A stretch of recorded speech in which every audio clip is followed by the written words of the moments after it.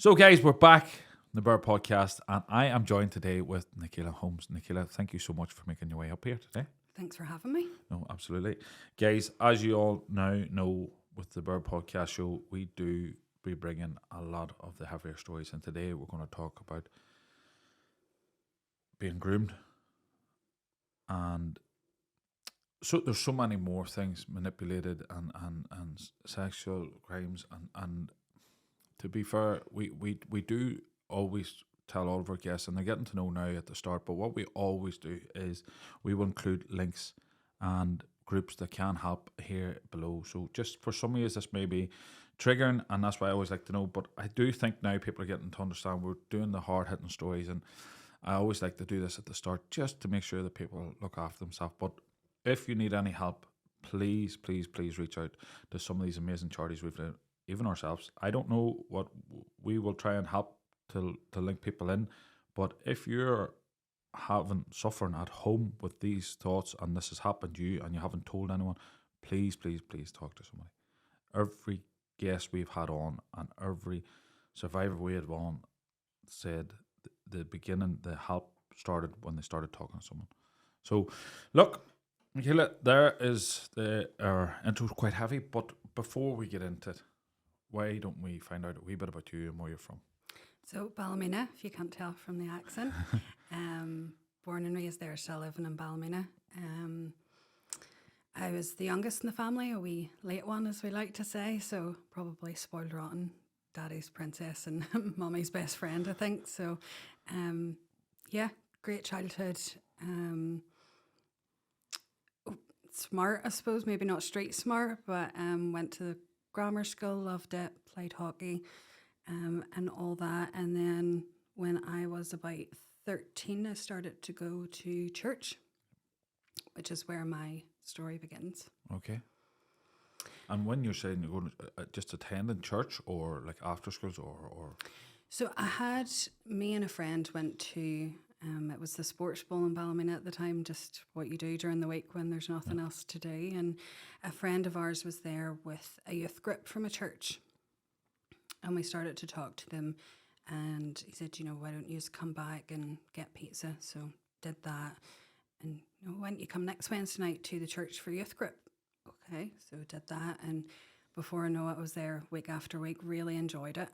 And then started attending on Sundays after that. So it was an independent church. It wasn't part of the Presbyterian or anything like that. Okay. It was just an independent church, sort of non-denominational. Well, and when you're saying that, I'm sorry for being ignorant to this, but when you say that, is it Christian-led or is yes. it? Yes. Okay. So, I mean, if you're talking the grand scheme of things in Northern Ireland, you would say it's a Protestant church, but non-denominational in terms of they don't strict, to any overarching authority. Really, they are on their own. Okay. And is there more than one, or is this just one independent? There's not a group of. They're not. Some could be part of different groups, but these are all over the country. There's loads and loads. Really, people, I suppose, in their own views, feel like they want to lead church their own way, and they start up a church, and it really is as simple as that. Right. So sorry, that was my ignorance. No, you're fine. And when you started going to the church, did your parents attend this church, or was this you on your own when you started integrating with the youth group? Or no, it was me on my own. Parents weren't religious in any way, shape, or form. My mom always believed in God, and as typical at that time, she would have sent us to Sunday school. But when we're sort of 8, 9, and then you stopped going when you didn't want to go anymore. But no, it was me going on my own. So they were aware of it, but they didn't attend with me at that time. And what do you do in the youth group? Is it like activities, but is it mainly based in religious activities? Is telling stories or parables, or what is it? Yeah, so somebody could be doing a talk on a certain topic each week. You could be doing different activities. We would have went on youth weekends. It could really be anything. But yeah, just that group coming together, probably learning a bit more about God and spending a bit of time together.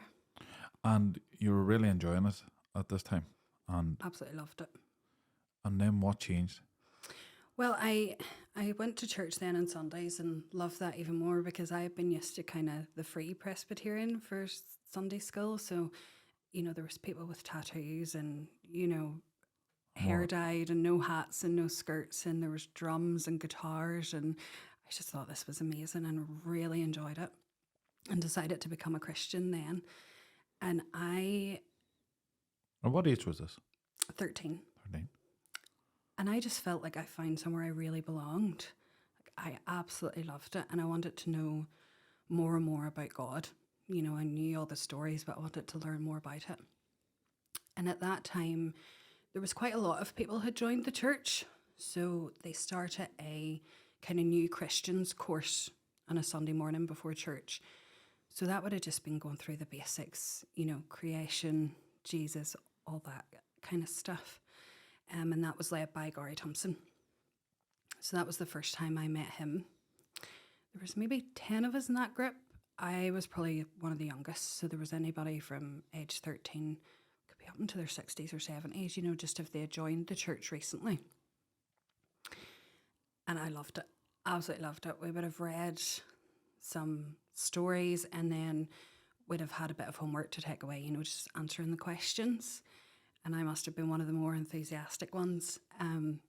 But Gary had asked me to lead some of those discussions by the end of the course, which I thought, this is great. He's noticed how well I'm doing and how into this I am. I must be doing really well. In hindsight, that was the start of the grooming, because when I became a youth leader years later, I realised I would never ask someone that age to take on that responsibility. That's really strange, but that would have been the first time I met him. And so this was you were still 13 at the time, and Gary was taking the group, and then asked you to lead the group. I was going to ask you that 13's quite a young age, but I know a lot of 13-year-olds know in their mind. But when you decided that you wanted to become a Christian, then did you have to be baptized, or what way does that? And how was your parents about this when you'd want to? Because I'm sure they were seeing you were happy, and even if they're not religious, if you were happy finding religion, it's not alarming or worrying. No. It's. I know I'm saying that in like a real, but you know what I mean. Sometimes you would be like, "Oh, your parents You hold would you think back," it's but great. it's a great thing that you've turned your attention to God and you're enjoying it. But is 13 young that to be making that decision on your own? I don't think so. I think on the surface of things, if we take what happened later out of it, it would have been great for me. Yeah. I had friends that were around my age, the youth group that was quite large. I had people who were going through the same things as me. They were also 13, 14. They're doing exams, they're trying to find their way through life, and it was a great support group for things like that. And then, I'm sure parents all worry about what their kids are on about doing at the weekend and what they're getting up to. But when yours is in church, Yeah. happy days, Yeah. And with people that you should be fit to trust. So then you'd been asked to lead the group, and obviously as a young impressionable 13-year-old and someone's leading the group, you're eager to please. Look, I'm put the work in. I'm enjoying this. This is. And what way did that go then? What way did as you said, it was the first step in grooming now in hindsight, and a lot of times we're telling these stories with hindsight. But as that was happening, you're obviously very happy, and and then what continued to happen then? Well, Gary would have preached in the church, so he was a preacher. He was there all the time. I don't remember much until the next year. Our youth leaders at the time were a couple who were a parent of some of the kids that went to the youth group, but they decided to step down, and in their place became Gary Thompson, and a friend of his then took over the youth group. So that's the first time I remember anything with him again. So I was 14 at this stage. And we went away on a youth weekend. So the old leaders came and the new ones came, and it was kind of like a transition Yeah. for us. And nothing, again, it's hindsight, but a lot of the times with people like this, there's certain signs that you see with hindsight, but that other people won't do, but for them it's just normal. So, you know, there's certain things like he would have had a shower and stood in the hallway in his towel, you know, with 20 or 30 young people running about, and no one would have batted an eyelid because it was Gary. But again, in hindsight, that was not appropriate. So it's just little things like that I remember he would have been quite playful, tactile, you know, throwing the girls over his shoulder in a fireman's lift was a normal situation, but nothing that anybody would have said anything to him about. So he became my youth leader then. I would have seen him 2 or 3 times a week. You know, you're talking a Wednesday night, maybe twice on a Sunday. And I don't remember much until it would have been 2006 when I was 15. Things at home started to become quite difficult. My mum was depressed and she wasn't able to go to work anymore. And then about 3 months later in the March time, my uncle passed away. And him and my mum were very close. I was quite close with him as well. And she was devastated, you know, and her mental health really badly deteriorated. And Gary was a daily support for me. You know, he knew my uncle, and would have reached out to me on a regular basis, you know, texting, how are you? How's it going? You know, how are things at home? So by the June time, we were texting every day. So I'm 14 at this stage, just about to turn 15, and he's 38. Okay. And again, my youth leader, a support, you know, what's wrong there in my head. Until one day, I remember very clearly sitting in ICT class and I got a text message from, are you at school today? Yeah, why? That's good, that means you're wearing a skirt. And that's when the text messages became sexualised. The details of it, I don't remember, I just know it was sexting is what you would call it today. And, you know, that happened twice that day. And although it was a bit of a shock to me because I never thought of him that way, I just thought, wow, he thinks of me like that, and I was flattered. So that kind of thing happened maybe 4 or 5 times as I turned 15 that month. And then at the start of July, I remember texting him and he was complaining about feeling old. And I says, well, try being 15 again. And he said, no, but you're 18. I said, no, I'm 15. He says, well, I didn't know that. Shouldn't have sent the text messages. I'm really sorry. I was like, okay. A bit disappointed because I thought he liked me. But okay. My mum was actually on holiday, and a few people I'm sure will remember in their teenage years, what can I get away with on a Saturday night when mum's not around? So I went to a party with a lot of my school friends, drank far too much that I was able to handle. And I must have texted him, but I remember him ringing me and saying, you know, you're a bit of a mess, I'm going to come and get you and take you home. So he did. He picked me up, took me home and parked outside the house. And I got really emotional because I was supposed to be a Christian. Why was I drinking? I'd let him down, I'd let God down. I was just a bit of a mess. And he gave me a hug, and I blacked in and out, but things happened in the car in terms of sexual touching. So that was the first time that anything happened with us in that way. The next day, he texted to say, you know, that shouldn't have happened. We need to repent for what we did. And within that kind of thought of Christianity is when God looks at sin, it's sin. It doesn't matter if you lied or murdered someone. And that was kind of the principle he was using, that we both committed a sin. But he said we. To make sure that you weren't. And at this point, when you had messaged saying try and be 15, just to be clear here, and he was like, "You're 18. Is this the first time he actually knew your age, or you were in that group for over a year?" So he was well aware that, and sometimes 18-year-olds aren't in school anymore. So if he's texting you to ask you if you're in school, he's well aware you're of school age. You're not an adult. Just to be clear, a 14-year-old girl, an 18-year-old girl, you know, not that even 18, a 38-year-old man, but I'm just saying because sometimes they try and be very, very clever, and we have learnt this from people to be very, very calculated and playing a very long, twisted, sick game. We've had people on here that has been groomed and thing. But this type of course of control where he's telling you that you've sinned, that he sinned, so it's not just he hasn't, you know, as an adult in that place of trust, but and what way did you, what was your feeling then? You know, you're 15 at this time. Mm-hmm. Just. And were you rebelling a wee bit? Were you at this time? Were you out drinking? Just it sort of caught me a wee bit when you said you're out because you're a Christian, and just with all that had been going on at home.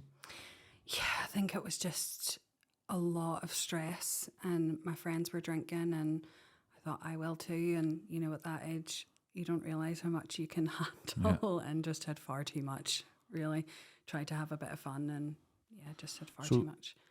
The next day, then, and you received that message. What happened then? I felt awful. You know, like I'm 15. I realised that he was married. You know, he was a married man. That was sin. It was something I shouldn't have done. And you know, he did say to me, "Can we agree not to tell anyone?" I thought, I'm not telling anyone I did something that bad. And then he said, you know, okay, but now that we've agreed, if you go back on it, I'm going to deny it. And he said that he had had an affairs before, but admit it to them.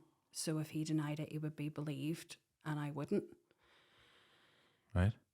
And I just kept thinking, well, I'm not going to tell anybody that I've done something this bad, you know. So I think for me, it was just real guilt of what had happened. Mm-hmm. So at that point, you've agreed you're not going to tell anyone. And was he still the leader of the youth group at this point? So you were still seeing him continually on a weekly basis. Had the messages calmed down or stopped? No, it was still a daily occurrence. So he was texting, you were texting back and forth. And what would be the main crux of the text messages? It could have been anything from what are you doing today to, you know, going into that sexualized nature again. It could have been anything. Was he going in and out of this, or so he hadn't stopped when after he'd said, "Oh, you're 18," and no, right, okay, and this would continue on, okay. You know, I remember even I did a few shifts at that time in a pizza parlor, and I remember him ringing me during my break, and it wasn't for anything significant. It was just, again, hindsight, probably keeping tabs, but you know, it was just a conversation. So it was just a daily thing. And then, how long did this continue on for? So over that summer, he picked me up in his car on another 5 occasions. That would have been at maybe 1 or 2 in the morning. Parents were sleeping. I would have snuck out the front door. He would have picked me up. We would have went and parked somewhere. And more sexual activity would have happened. And same thing, we need to repent. We can't tell anybody. This can't happen again. But we would have seen each other at church twice that week. Again, we would have been texting every day. Come September, I went into my GCSE year, really struggling. And again, probably parents and teachers thought, well, things at home aren't great. She's getting older, you know, nothing out of sorts, really. But I just refused to do work, which wasn't like me. And I remember on one occasion, teachers had rang Dad, and Dad said, you know, you're not going to church until you have your stuff done for school the next day. So by the time I got to youth group that night, I was still in my school uniform. And I had texted him to say, I haven't even got out my uniform yet. I'm late, but I'll be there. And his reply was highly sexualized. When I got there, in the room, it was like a big youth hall, but there was like an office to the side. So he would have went in there, sending me dirty messages, come back out, preached a sermon for the youth that night. We would have then went into different rooms because we were practicing. We were going on a mission trip the next year. So we were practicing for like a big fundraising night. And I was in the office, a different office, practicing like a sketch with some of the other youth. And he's asking me to meet him in the toilets. You know, I think having my school uniform on was a real turn on for him. Eventually met him in the main church hall where no one was. And he tried to put me on his knee, and I was terrified. Terrified because I thought someone's going to see what I'm doing. And again, it was just holding that guilt on me, nothing to do with him. And he eventually put me on the desk, but it was a sound desk at the back. So being on the desk, I could see other youth members through the window where they were in the foyer. And I just couldn't do it. I was terrified. Eventually had to physically push him off me. And then just ran back into the minor hall. And he then followed shortly afterwards. And that was the last physical contact for quite a while. That one really scared me. I asked him then to not contact me outside of church. He says, this texting, just constantly talking, has to stop. He said that was really inconsiderate and really selfish. And then about a week later, his wife, I think, fell from the attic. She had an accident anyway. And he said, look, you need to stop talking to me outside of church. You know, we can only talk. So it was okay if it was his idea. But I said something along the lines of, oh, I wish I had thought of that. And I turned my phone off and didn't turn it on again until lunchtime the next day. And the amount of missed calls and messages I had from him, and I would say he was panicking that I'd lost control of it. But I just remember sitting outside one of the rooms in school listening to him for nearly an hour about how, you know, I shouldn't act like that and I should be considerate of his feelings and that. So this was the last time that you had contact like this, and so when this had happened, just so I know, and I'm trying to be sensitive to this because I know, you know, going back of things that happened at that time, and when we're telling them, sometimes we worry that people are judging because, you know, you're a 15-year-old girl. Mm-hmm. This is a grown man. He's in a position of trust. He has a good job. He's in the fire service. Mm-hmm. He's a high-ranking officer in the fire service. No, he would have been making his way up at that stage. I'm not sure exactly, but so he was a preacher in the church. Everyone was looking to him. He was telling you nobody will believe you, and that you're sinning. And then these conversations, these text messages that were going back and forth. Obviously, as a young girl, at that point, you know, I'm not saying this is why I'm asking, because he is now fully aware, you know, of your age and all what's happening.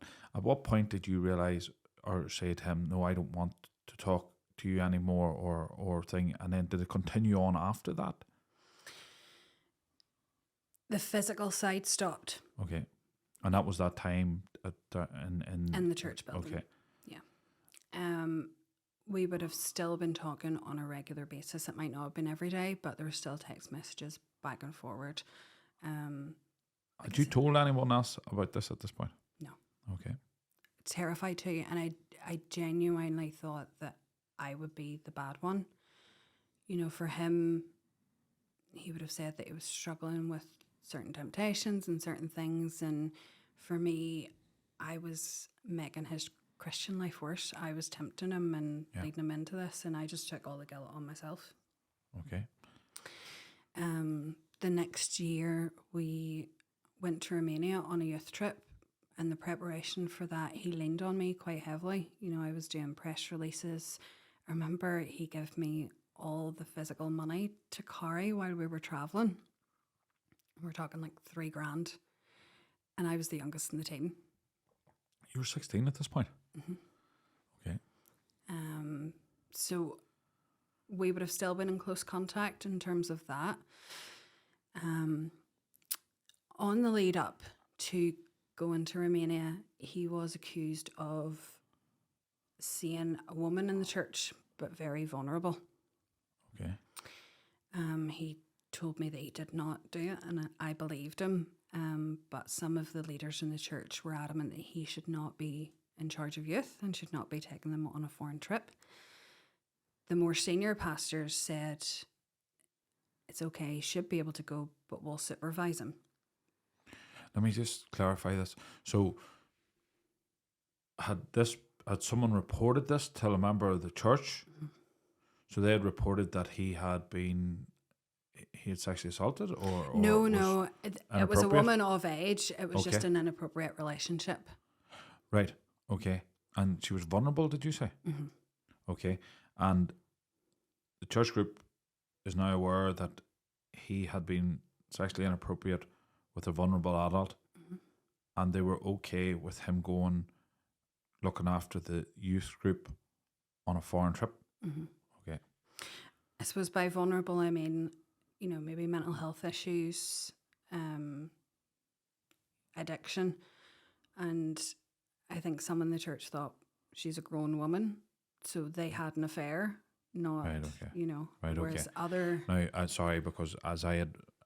sorry, I get what you mean. That's maybe my wording. Yeah, but I get what you mean, that she's in a vulnerable state, but just... So we're now clear. Okay, so because what was going through my head is there's alarm bells here. If he was having an affair, does that mean he can't look after children? I don't, you know, it's not the same thing.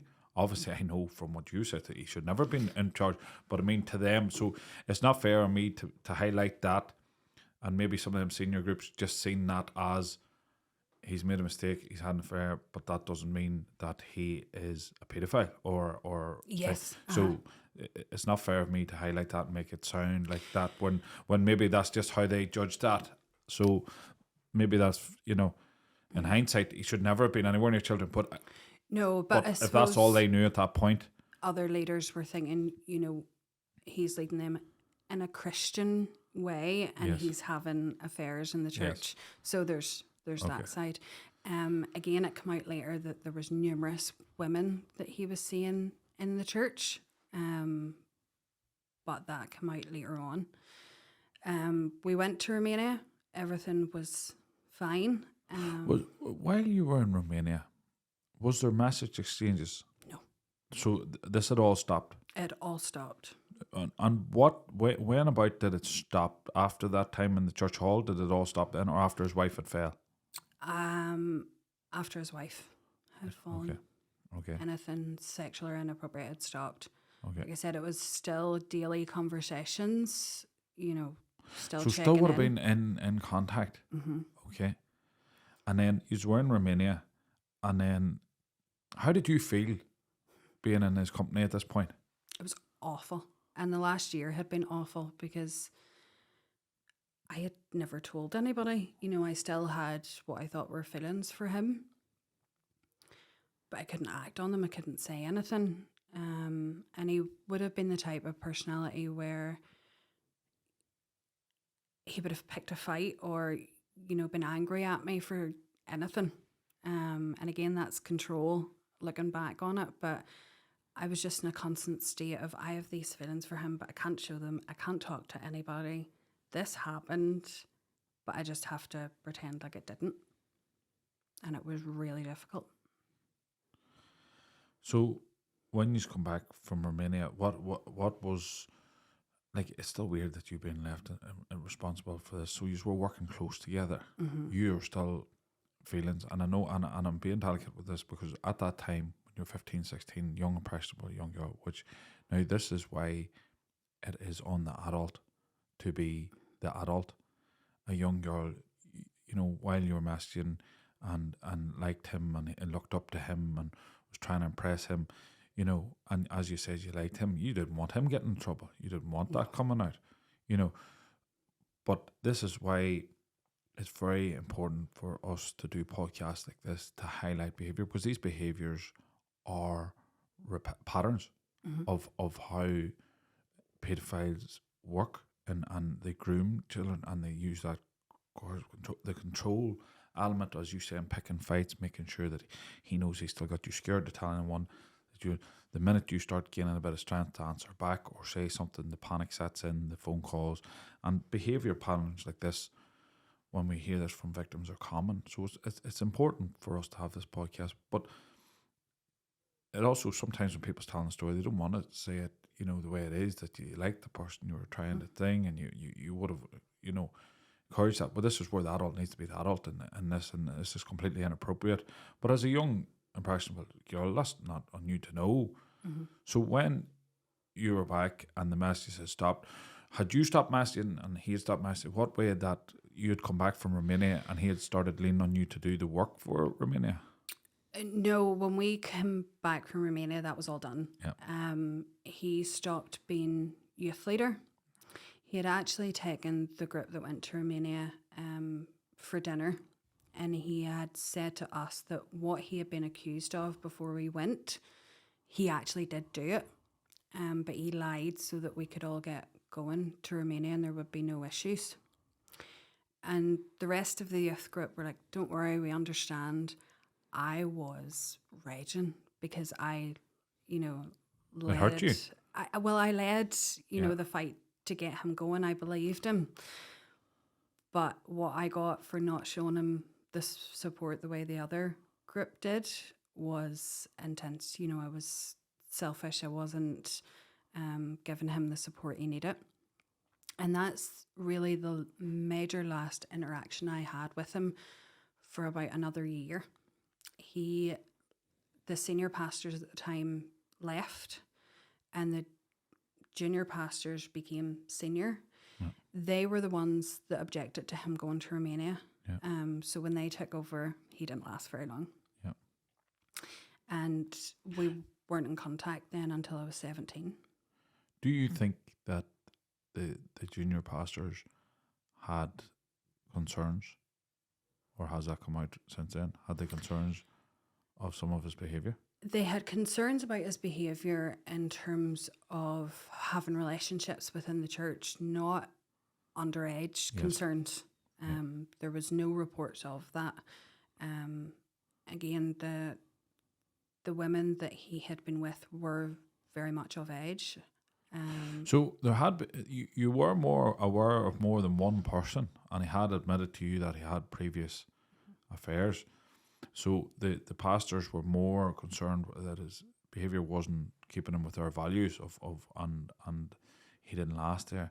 So when you were 17 then, how did you get in contact again? Did he still attend the church? No, he left once they took over. Okay. He texted me to say happy birthday on my 17th birthday, and that was the first time I had heard from him in months. This was 2008. And things just started up again, sexual texting. We met up once in the same manner. I sort of snuck out of the house and he picked me up. But I had spent the last year without him and very dedicated to the church and really comfortable in the church now, and spent a lot of time in a relationship with God, and I couldn't cope with the guilt at all. And at this stage I was older and very aware, you know, he was a wife at home. I can't do this. And I spoke to one of the pastors about that. And that's when contact with him ended. So you had met him just after your 17th birthday. Mm-hmm. And had you, when you met him, what you were masking and sneaking out to meet him, had the masking started back being inappropriate again? Mm-hmm. Yeah. And did you, like, not that I want, but were you guilty after that? Is this when you went and spoke to somebody then? Mm-hmm. Okay. And so you'd went, after you'd met up with this, you knew how you had felt, so you'd went and spoke to one of the pastors. Had you disclosed everything? No, Okay. never really did for a Okay. long, long time. Okay. But they did make it very clear that, you know, this was not my fault, and that if things had happened when I was younger, now I did not tell them the details, they did not know the ins and outs, but they were aware that, you know, it wasn't good. I was younger, and, you know, the word abuse was used. And, you know, I think today there might have been different steps taken, but those pastors were, you know, like another set of parents for me. They were amazing. They contacted him to say that I had told and do not contact her. I had then told my parents, and my dad met with him not long after that. Your dad went and met? Okay. Um, And what happened? He said to him, look, she doesn't want to go to the police, but I will if I ever hear of you working with youth again, or contacting her, or being at any organisation that involves youth at all. He apologised to my dad, said that he had been drinking too much. So he had admitted it? Mm-hmm. But your parents weren't fully aware of the level and No. and how far this went back? No, they were aware that there was a relationship that had, you know... Well, you've only turned 17 at this point, so either way, it's completely inappropriate. But and I don't know why I say the level of inappropriate, but do you know what? Yeah. A grown man shouldn't be talking to a 17-year-old girl. Full stop. But do you know, it gets more perverse as you start realising it's going back to your 13 and 14, and I don't know if I'm saying that right, and people are going to come at me, but in my mind, that seems so sick. Like, and the level of detail that they would have got would have been, this has been going on for a while, and that's it. I wouldn't have shared much more than that. Okay. You know, so they wouldn't have known the ins and outs of that. Had you heard anything from back channels or anything back or anything about this conversation, or did your dad tell you what happened in that conversation? So your father come back and told you. He's obviously very upset, very angry. And what then? He's apologised. And then what then happened there? Did anything happen for a while after this, or? I wasn't in contact with him again until I was 21. Okay. My mental health was not good. I was suicidal, really depressed. I couldn't understand why I couldn't just let it go and forget about it. And I had been with a counsellor, and her advice was to talk to him, to sort of take your power back. And there, again, hindsight, there is ways that you can do this sort of thing, but that was not it. Just let me clarify this, right? We're now, you're 21, 2012. You how long have you been seeing a counsellor then at this point?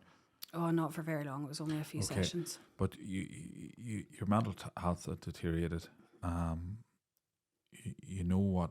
At this point, did you know what had caused your mental health to deteriorate, or you just weren't feeling good? Because I know this sounds stupid to say to people.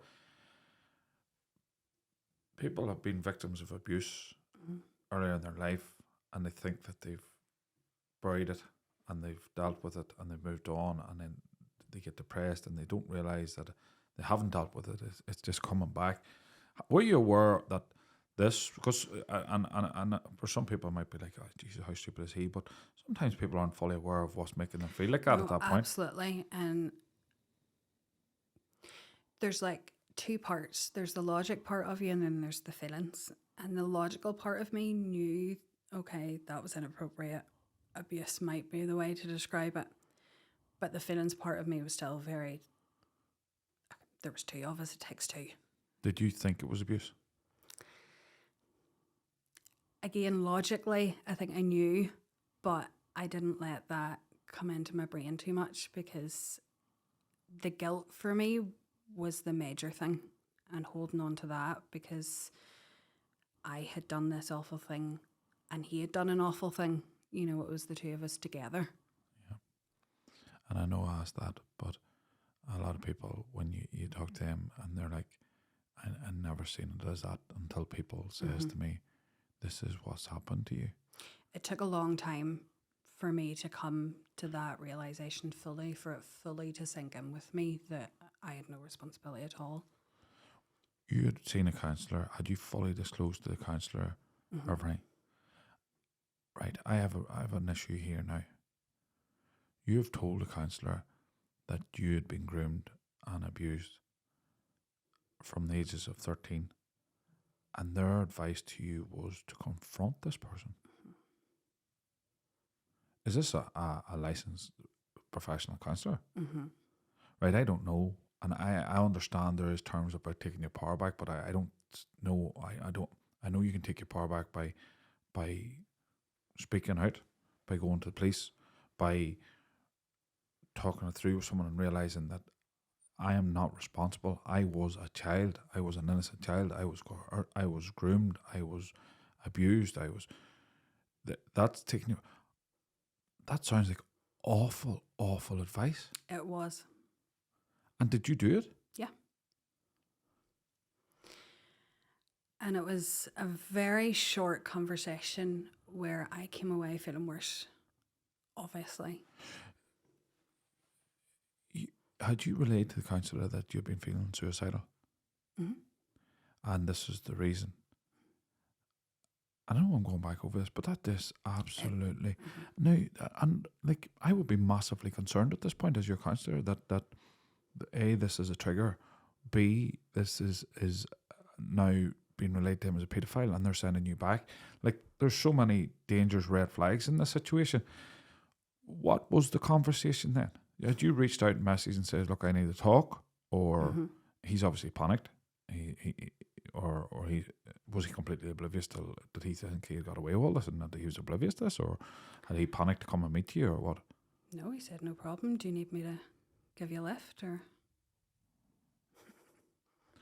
and I know we're laughing at the thing, but it's not a laughing matter. But you then went and met him. Did you relate to him how this had progressed with you, and what did he say to you then at this point?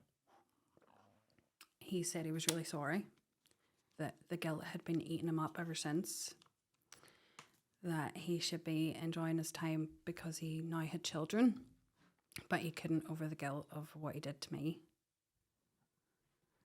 So then, of course, I felt even worse.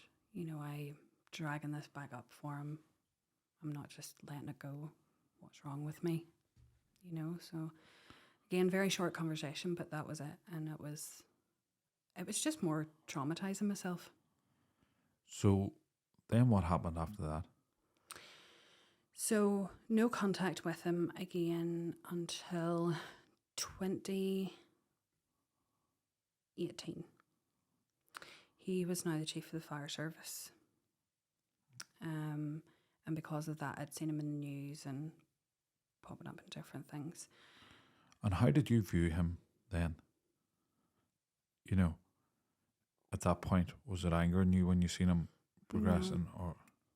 No, probably more angry at myself that I still couldn't let this go. I was still thinking about it all the time. You know, sort of. So you're 23, 24 at this point, is that right? 26, 27. Okay. I just couldn't understand why I couldn't let it go at all. So I reached out to him because I thought if I could just get my feelings out there, kind of like writing a letter, only you're not supposed to send the letter, but of course I did. I reached out to him, I think over LinkedIn at the time, and I'd said to him, like, I just need to get this out. Maybe there's a problem with me. Maybe I didn't take enough responsibility, you know, still feeling that responsibility within myself. And I said, I don't need contact with you. I don't need to talk further. I just needed to get this out and I hope you're well. He said, well, why don't we meet for coffee? So we did. Just caught up, nothing out of the ordinary. But then the texting started again and messages started to become a bit flirty. It got to the point where I was just thinking about him constantly and I couldn't handle it. It was so unhealthy. So I cut contact off with him completely. Nothing happened, but blocked him cut contact. And that's when I decided to go to Nexus to get counselling. And that was life-changing for me. I had a counsellor who just called me out on all the bullshit. And by the time I was finished with that counselling, I was fully aware of how much I was abused and manipulated. And I knew that I had to do something about it because he was in senior leadership in another independent church in Belfast. And just in prime position to do it again, if he hadn't already been. Yeah, absolutely. What was it like sometimes when you speak to somebody and connect with a counsellor and they pull back the curtain on the truth? What was that hard? So hard, but so worth it. I would typically just make a joke of everything. And I remember laughing at a joke I'd made, and she just sitting there going, "Are you finished?" You know. Some people you have a nervous, you smile. The more we talked about that, the more you were like smiling, laughing. But that's, people handle things differently, and sometimes when we're telling a bad thing, we laugh, and people are like, why are they laughing? It's not that it's funny, but nerves and things has a very funny way of making you react. For anyone listening to this and they're starting to identify things, and they're at a different stage of this cycle where they're still in the denying that they've been a victim, or they're making excuses for the person, or it's hard when somebody says, no, that's not right. That there in itself, after a while, that's a burden, that the weight lifts when you realize that you were a child. And anyone listening to this, if they're listening to this and they're making excuses for that one person, then behaviours, you're right, they do this again, they do it in a way, they do it in a very, but when somebody knows what they're talking about and they spoke to you, talk about that just so that people will understand. When your eyes were open to that, it's a hard thing, but a very liberating. But then also then comes the responsibility. Now you're aware that, shit, this wasn't right and I need to stop this. I'm the only person that can. Having someone say to you, you feel this way or you do this because that person did this to you, it's honestly life-changing, because there's not something wrong with me. Like, this isn't, you get in your own head and you think, oh, I'm dramatic or I'm attention-seeking. No, you're a victim. And having someone point those things out to you and saying, this is because you're a victim, now let me help you work through it, is just amazing. And if someone out there is a victim and has never been through counselling like that, please do, because it was, I know I keep saying it, but it was life-changing for me, because that guilt just fell off me. I realised that none of it was my fault. I had no accountability there whatsoever. And if I didn't have the support I had through my family, through my friends, would I've even still been here? Because a lot of people go through those thoughts and those feelings. So what if he does that to someone else that doesn't have that support? And I couldn't just sit on it. I knew I had to report it. What was the first step in that then? I rang 101 and spoke to a female police officer, and she explained to me that it would be an investigating officer would reach out. Was I okay? Was there anything I needed? And she explained that that's what the next steps would be. And I'll never forget it. I got another phone call that evening from a officer that was in the police station, and he said, look, I'm in uniform. I've only got a marked car here, so I don't want to come out to you and draw attention to you. But are you okay? Do you need anything? Do you have someone you can stay with tonight if you want? And I just knew I'm going to be all right. Especially because I think in your mind, emergency services, you know, are they all going to stick together? Is this going to be a problem?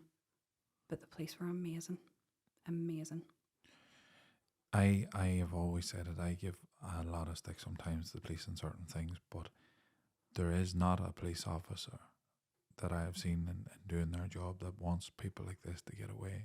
Their job's absolutely horrible because they make one mistake and that can all happen, and they have to do everything in a certain way, in a certain process, in a certain environment because the PPS might not say it's strong enough, and they are, you know, there's a lot of variables in that situation, but it's being believed, and a lot of victims, when their biggest worry is they speak out, they won't be believed. And this is one thing I would say, there's a reason why there's a consensual age, because even if you think, and anyone that's happened thinks, oh, but I wanted that to happen at the time. You're a child. You don't. You the adult. There's an adult here, and this is something that I would be stressing to the victims, that some people don't come forward because they're like, oh well, I made that happen, or I was leading them on, or vice versa, or whatever. You're a child, and people will believe you when you tell your truth. You will be believed, and there will be people out there, and as you say, that reassurance of when that police officer rang you, taking you seriously, you're worried that these people are in a position to trust their power, and that is a big concern, because we know how clandestine some of these organisations can be, that they pull, but when you come forward to the right people, they care, and they're not going to be manipulated, they will see it through. So what was the stages then? The police came out, took your interview, and then they obviously had to go and arrest and question him. Yes. So they did my interview on Wednesday. Well, took my statement. It was quite informal, which helped. And you're saying about the police have to take certain steps to make sure everything goes through and there's no mistakes. My investigating officer explained that to me at every step he was taking. You know, I'm doing this because... And I think that's what really helped as well, because I understood then why things were happening the way they were happening. On the Saturday, I got a phone call to say, we've arrested him. Can you come in and go over your statement? Did that. Made sure I was happy enough with it. Signed it. I think he was maybe in the station for a good 12 hours. I'm not sure of the details. At what age were you here now? 28? 27, 20. Yeah. Okay. A lot of different people were interviewed. Then obviously the case gets put together, sent to the PPS. Had you any of the messages that had been previously sent? No. Okay. No. Had he admitted to it? Had he denied it, or? I didn't know until sentencing recently, but what he had said was that he thought I was of age and it was only kissing and cuddling. And this is a historical in the fact that this happened 14 years previous it started till you going into the police station. This is a big concern for some people that, you know, they may not have kept the proof of certain things that happened. What was the steps there then? They hadn't told you whether he had admitted guilt or what No. what he had been charged with then at this point? Well, he hadn't. Okay. That had to go to the PPS. So the PPS then made the decision. So I had went in December, and the PPS made the decision to prosecute in August, and they were charging him with 9 counts of indecent assault. Minor? Yeah. Okay. Of a female. So the way the law works, if it happened like a few months later, he would have probably been charged with more severe offences because the law changed. But in that stage, it was 9 counts of indecent assault. So what happens first is you have to go to the magistrate's court. He delayed that twice, and then he requested... When he delayed that on mental health grounds, or? Mental health grounds, not well. Then the next time, when you go to magistrates and it's a serious enough crime, it has to be sent to Crown Court, and that's called a preliminary inquiry. Yeah. He requested a preliminary investigation, which would mean I would have to give evidence in magistrates. 2 days before the hearing, cancelled.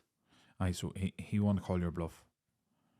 And this, we've had Hayley Lamont on, and Hayley was very, very good in describing the absolute Neanderthal system and how it turns, because it nearly goes against the victim. So you knew that a lot of abusers use the system to scare the victim from doing it, but he had waited out to see if you were going to cave. And then this happens so often. They play the mental health card, then they're going for it. They say, well, then let's go to court, and then plea bargain. So what had happened then? So he eventually turned up. He had his arraignment in the January. Trial was set for May 2020, as we all know, COVID.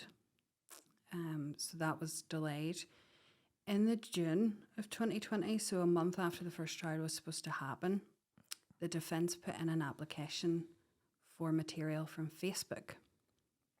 Now, I hand it over my phone. I hand it over all my medical records, all my counselling records. I was just terrified that if they didn't get something, they would say, well, tough, we can't go ahead with it. I know now I didn't have to do all that, but that was the attitude I took at the time. But they said they wanted to see conversations between me and 2 witnesses on Facebook Messenger. Now, the reason the police didn't submit that was because they didn't exist. The 2 people didn't have Facebook at the time that they were looking for it for. But the defence asked for it, and that was it. So we have to find it. And they wanted it directly from Facebook for no reason. Other than Dylan? And there's a fear of appeal. If we don't give this to them and he's convicted, well, they could appeal it. It took 4 years for a judge to say, enough is enough. They sent it to the wrong place. They sent it to the wrong countries. And today, 2025, we still have not had a response from Facebook. No matter how much I offered, I can show you the evidence. Now, it didn't matter. It had to come from Facebook. So in my opinion, it was a delay tactic. But we had a change of judge, and she set a deadline and said, if it's not back by then, tough, we're going to trial. So that was June 2024. We went to trial. I'm waiting to give evidence. Is Gary, you call him? Is he still the chief of fire? No. So when he was arrested, he was suspended. Okay. He was formally charged in January 2020, and a week or 2 later, he retired. He retired? All right, okay.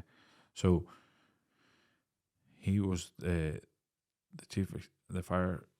Chief fire officer for Northern Ireland. Okay, and then he had been charged with the 9 counts. And this was public at the time, wasn't it? Mm-hmm. It was in the papers, and then under disgrace, he's retired. When they were using the Facebook, and now we know Facebook, and for anybody that doesn't know it, it's notoriously hard. Even if police, even if you get the right department, they're in a different jurisdiction. Even the European court orders, and we've seen it with MPs here, have sent for things on Facebook, and they just roll it up and laugh and say, they have lawyers, they have billions of pounds, they can do whatever they want. So when they went, we need this from Facebook, like it only was what it was. But sometimes what people don't realise is if they murky the water enough and make it hard for the prosecution, they're hoping then that the charges, if it weakens the case, they can get more charges reduced. What did he end up getting charged and convicted for? He admitted to 2 counts of indecent assault. So he had written a statement, and he was saying that all the instances that I've previously described did happen, but the sexual touching that I described was not as severe as what I had alleged. So that it came down to 2 counts of indecent assault. And what did he get then? What was he sentenced for that? So, And sorry, before we do that, there's a bittersweet, and I've seen this from other victims, that they've eventually admitted something, and people know, but they're getting off with things, But the way the system works, it's so hard to prove. Like, Haley there was like 100 charges or something, and it came down to like 7, or like, how was that for you? Was it, was it a bittersweet? Was it right? He's admitted it, but he hasn't admitted it all, or how did you feel, or did you feel like you've been shortchanged here? I want proper justice, or I've never been angry with him, ever. Never wanted to punish him, and this maybe still results of the grooming, I don't know, but for me this was always about protecting other people, because if I had just been doing this for my own gains or my own feelings, I'd have gave up long ago. So when he admitted to it, I was ecstatic. You can't explain away a guilty plea. You can't appeal a guilty plea. And I was just more than happy, especially in terms of the statement he had made that he had admitted all the instances. When we got to sentencing, the judge asked specifically what the touching was in terms of that, what he was exactly pleading guilty to. And that took 2 months of negotiations. So sentencing was delayed again. How that's allowed to happen, I don't know. Look, I always try and be delicate in this because it's not Brian, but how do they negotiate where someone's been? I don't want to go into that because it's very triggering for some people. But were they coming back to you saying that he's saying this here and you're saying that there, and this is the level of I know we're but is that how that was done? Mm-hmm. And I'm not sure of the normal process, but I had been in touch so much with the PPS and the barristers that I was involved very much in that. And the 2 people I had from PPS and the barrister herself were fantastic. So I'm not sure if in other cases that would happen without the victim being involved, potentially. I think we have found, and I had already alluded to these previous, and they actually have set up a thing for this where they're fighting for justice, because, and it's awful that this is our justice system, but the onus is nearly on the victim to secure the result, not in the system. You need to be proactive, and that makes it sound like you're trying to get them sent down for something. No, proactive and getting justice served. Mm-hmm. So you were going back and forth with this, and then what actually happened then? It was 2 months then. We were going to go back to trial because he wouldn't admit a version that we were happy with. And then the Friday before. What is it? Just before that, I'm sorry to interrupt you. No, you're okay. Telling the truth from what happened, and then having to agree a version that's not the full of it. Mm-hmm. What was that like? I think for me, it was a real change for me because the sentencing in September, I was really in a bad way. I was really nervous. And I think if I had been angry at him, it would have been easier, but I wasn't. And I was nervous that if he had have went to jail, that it would have had a bad impact on me. But those negotiations back and forward, I think just shown me what he was really like. Yeah. And for me, it was kind of freeing. There was one occasion where we were in the court and we were in different, consultation rooms. And I had walked from one end to the other for us to go into the courtroom. And he seen me and ran into the court out of my way. And I thought, I'm the scary one now. I'm the one with the power now, not him anymore. I'm not scared of him or worried about him. And as awful as all that was, trying to negotiate a version that none of which were the full truth anyway. Yeah. For me, it was just I have a job here to do, let's get it done. There's a frustrating angle when I'm sitting here because you're being very okay and very humane towards him, where I'm like, send that bastard down. Like, I know my view of what I would do with pedophiles. Like, I don't think they ever change. Like, I know people say it's too good for them, but I reckon you just take them out of society because they are deemed to redo that. And the greatest sin is to steal the innocence of children. And I will always maintain that. And people that can do that, perpetrate that lie, then turn it round. It's not just the physical abuse, it was the emotional control that was exerted, the way that he had put that back on you. There is a level of evil being here, and like there's a part of me inside screaming here, and I wanted you to be like, send him fuck down. Sorry. But there is, and there will be a lot of that thing, and I understand, and like this is what I was saying, like this is how deep sometimes screaming go. People don't even want to see the perpetrator get the justice. Like you're talking about worrying about him going to prison. This is exactly where people like this need to be going. So what did he get sentenced to?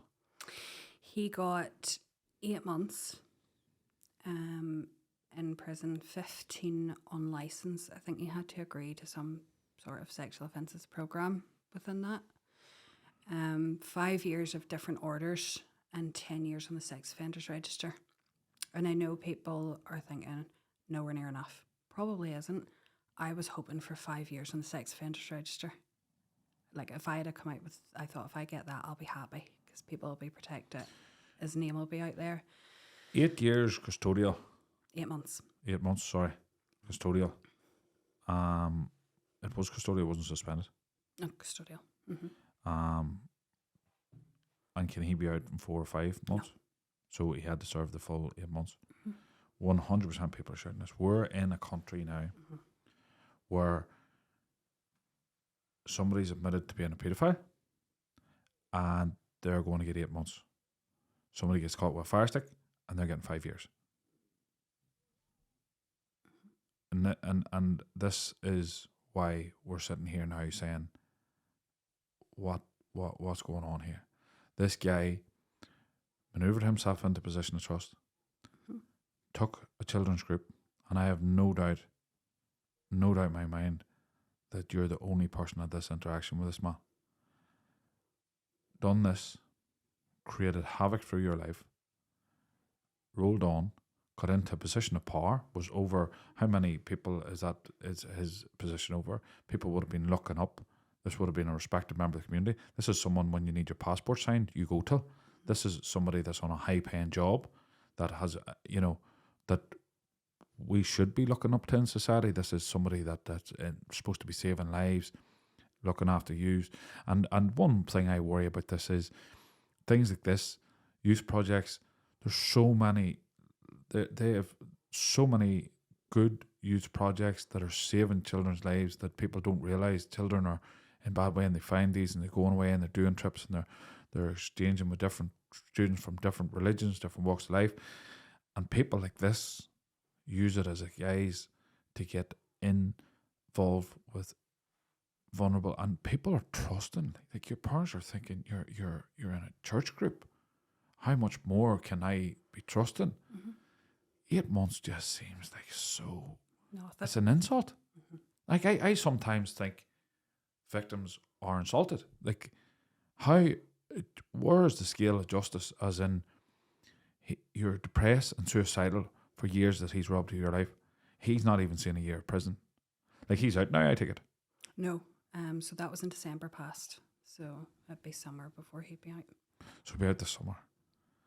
Like, he's retired. Is he still in a pension from the fire service? I would say so, but I don't know. And that'd be a big pension. Like this is, this country, and I'm sorry but it is fucked. Like it is, and that's what I was saying. Like if a presenter for BBC can have indecent images in his phone, get no time. So OAP gets caught with fire stick, gets 5 years. This is Where's the justice? Where is the and where are we? Like, I know you says you were ecstatic with that, but it just, for me, looking at that, I just think, like, how is that justice? Like, how is this? I think it was just because I was convinced there wouldn't be any time at all. It would have been suspended. He had no previous convictions. He's That's convicted, why for me it would have been. and people believe you. And I genuinely sometimes think it goes back till when the perpetrators do this, they put that you won't be believed, and it's the fear that keeps people quiet, and to be heard in that surroundings, a judge to say you are guilty, people to know he's guilty, and he's going to prison is, I was believed, and now people see, and so I get what you're saying, that in that way. But for me, like, it's just the length of time. Like, there's people getting fines and things like that. But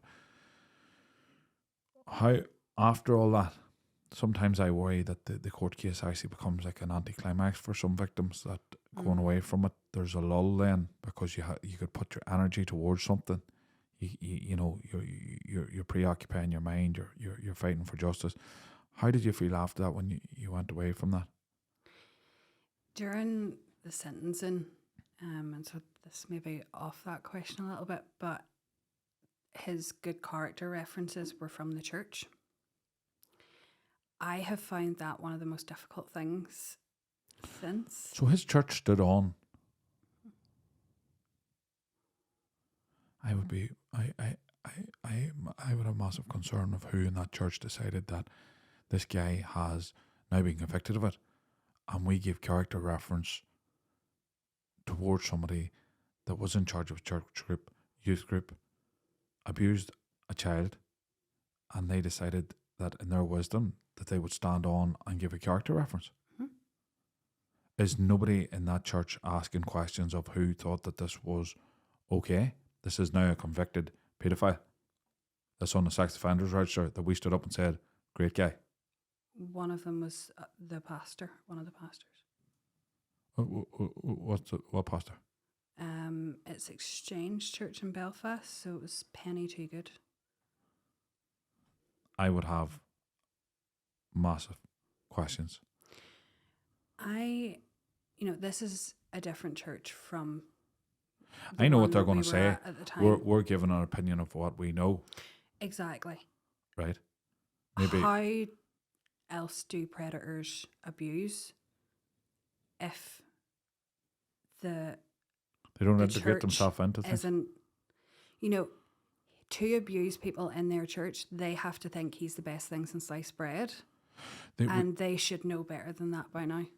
Behavioural patterns is they get themselves into positions of trust where they can isolate their victims, and then the pattern is like, the one thing that I would say to anybody that's sitting there, and some of this is resonating, and there's so many people are not aware that they've been a victim of sexual abuse, that they thought, oh, well, I knew what I was doing, I was old enough, I knew, right?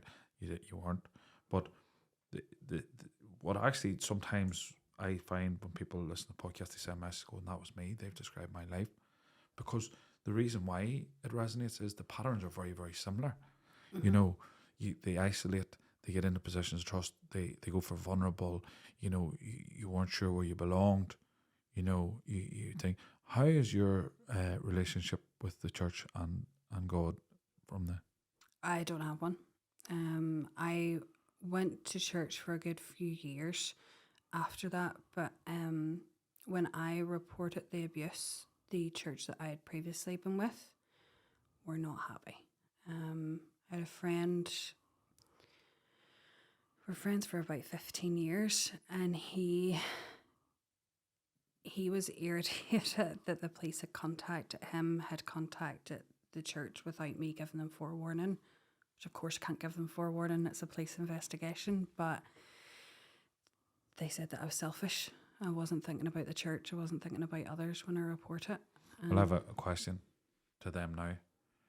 Now that he is in prison for what the thing, what's their stance now? Where's your level of Christianity if you're angry at a victim for telling the truth? What are they repenting for? What is there? But this, I have a big problem. I look, listen, I'm a Catholic. I'm not a big practicing Catholic. I go to chapel, not religiously all the time. I do have I think to me, a level of Christian faith where I'm like, be good, be a good person, do good things. You know, I'm not without sin. I know that, you know, but till a level, a degree, the decency. But I always say this, you know, how do these people kiss the altar rails and they're evil? Like, are they kidding themselves in that? Like, if anyone come to me and said that they were a victim of something like this, my first thing would be like, why didn't I see that? Why didn't I help? What can I do now? Not to protect because you're worried that some idealistic ideal thing is, oh, it's going to be ruined because of this, and oh, we can't deal with. And this has been ongoing.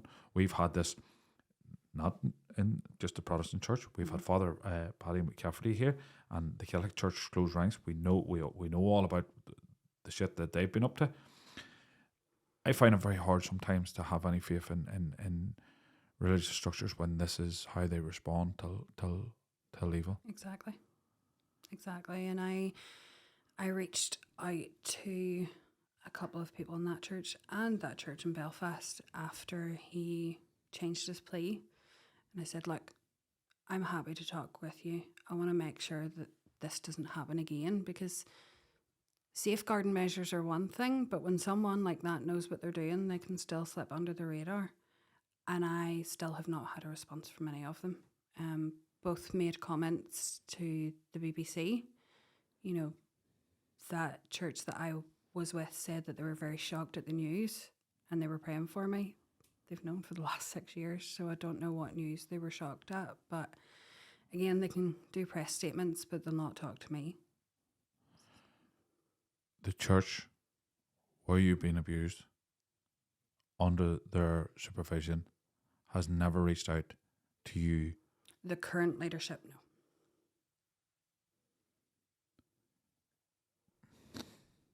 Well, I think that says all that needs to say. And look, I have to say, you know, the pastors that I did tell back in the time, they are like another set of parents for me. You know, some of the best support I have had is from Christians. But the shaming and the negative I've had has all been Christians. Yeah. You know, and well, I would use that term very loosely. Oh, well.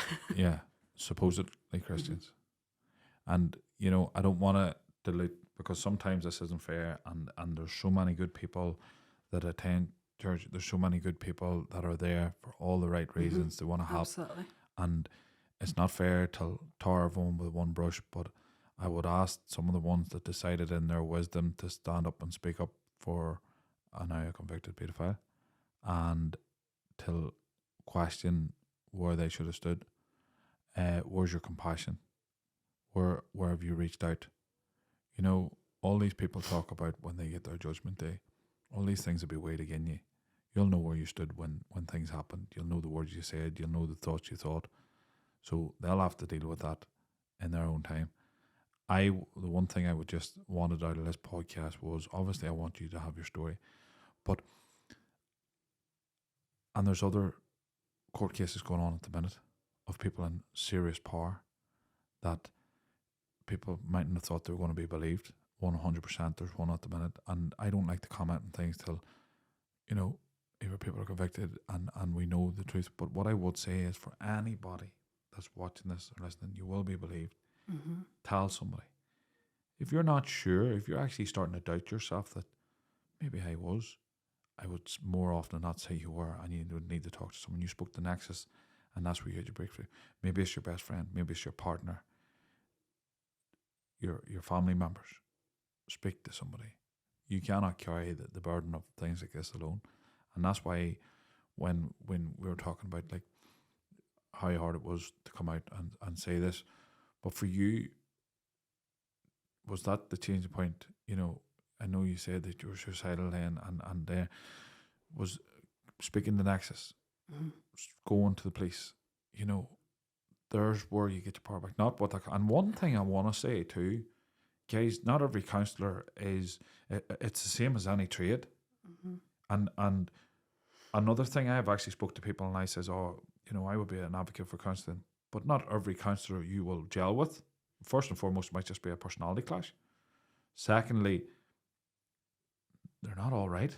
Like, that sounds like absolute shit advice that I hear there. I would massively question how they got licensed and who told them that that was a good idea. Like that, to send a vulnerable person back to the perpetrator of their abuse, there's massive red flags. I genuinely would, if I was you, consider reporting them to a standards thing where they're not giving somebody that's saying they're suicidal, that's been a victim of child sexual abuse, back to the perpetrator. That's completely alarming to me. I would be looking to some sort of standards or board to be reporting them, and I hope they're listening and take some stock at and actually maybe reevaluate what advice. One thing I remember when we were doing this podcast, my wife's a counsellor, and one thing she says to me is, Owen, poor mental health advice is worse than no advice. Do not say something that you're not sure is of a positive. And that's why I would be massively concerned that. But I actually want to thank you for having the courage to come here and say it. I know, for me, I know I says to you I was frustrated because I am much more a vengeance person. I am, my favourite movies are revenge movies. Like I you know, I can't take that away from me. I would be looking blood, like there's Like, I've had friends say to me when I've been feeling sorry for him, you know, think about it if it was your daughter, and that kicks in no problem. But when it's you, it's different. And again, it's the logic and the feelings. But that's okay, and you know, that's okay. Who am I to judge that? I don't know. And I always say, and I have tried now. I am so pig-headed, like I think I'm right about everything. But I have very much in this podcast, as we've tried to grow and evolve in the fact that I haven't walked anybody's shoes. How I react, what I know how I react, and I can only speak for that, and that's sometimes completely wrong. I would blow up and go mad, and then things don't help things either. So I want to thank you for having the courage to come up and talk to us. I hope the people listening can if only one person that's struggling, or they're in the different cycle of they haven't told anyone yet, and they're wondering why they're having all these feelings on their own. If it only helps one person, then I think that's amazing. And I want to thank you so much for having the courage to openly to come out, and you could have went on anonymity, to come out and say that's a hard thing too. And thank you so much for coming up, and I really hope that anyone is listening, and we'll include Nexus. Nexus was your thing. This is why I say to a lot of people, there's so many great organizations and so many great people that's the one person that helped. There's so many here people have named, and then there's sometimes people are like, oh, they didn't help me, and then it's just, there is that one person out there that's ready to help, you know. So thank you very much for coming up. Thank you.